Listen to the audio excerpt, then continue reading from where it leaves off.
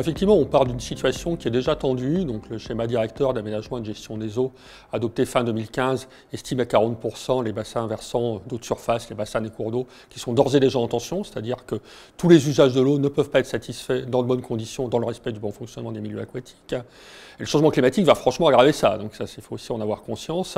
Entre l'augmentation de la température, qui fait que l'évapotranspiration va être plus forte, entre le fait que les phénomènes pluvieux vont probablement être plus concentrés, avec donc des périodes d'étiage, de sécheresse plus longues, plus intenses, le fait qu'il y aura moins de neige l'hiver aussi, donc moins de soutien d'étiage au printemps et en été, ça va être de plus en plus tendu. Donc pour ça, il est urgent d'agir. Agir, le PGRE est un bon outil, parce que le plan de gestion de la ressource en eau, il permet d'une part de partir d'un constat partagé, donc partir de la connaissance. Qu'est-ce qu'on sait sur la ressource, qu'est-ce qu'on sait sur sa tension, et à partir de ça, construire localement, en concertation sur les territoires, les solutions les plus adaptées à la réalité de chaque territoire. Ça suppose que tous les acteurs de la ressource en eau, donc les agriculteurs, les collectivités, les industriels, les associations de pêche, etc., se mettent ensemble pour construire une solution. Le premier maître mot, c'est concertation, et le deuxième maître mot, c'est économie. De trouver une solution, construire une solution qui permette de faire des économies d'eau tous azimuts pour revenir à l'équilibre de la ressource en eau sur le territoire concerné. Alors, les économies d'eau, il y a plein de sources possibles. Ça peut être lutter contre les fuites dans les réseaux d'eau potable pour que l'eau prélevée au milieu arrive vraiment au robinet et ne se perde pas en route. Ça peut être modifier les techniques d'irrigation.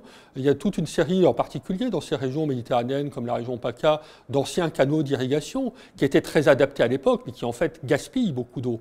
Et en passant à des solutions, on parle de solutions d'irrigation non gravitaire, donc des tuyaux, des systèmes d'irrigation goutte à goutte, des systèmes d'irrigation modernes, on peut économiser en divisant d'un facteur 4 ou 5 le volume d'eau consommé pour la même utilisation agricole derrière, donc de manière très efficace.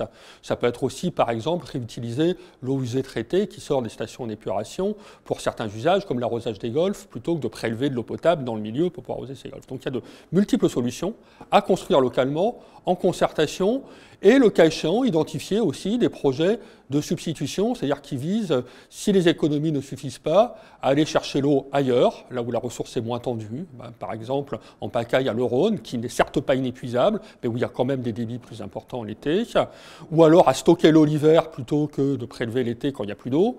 Donc ça peut être des solutions complémentaires de substitution qui vont accroître l'efficacité du PGRE et s'ajouter aux économies. Et c'est en combinant toutes ces solutions, dans la concertation, dans le travail en commun, la collaboration entre tous les acteurs de l'eau, qu'on réussit efficacement à partager l'eau. C'est ça un PGRE.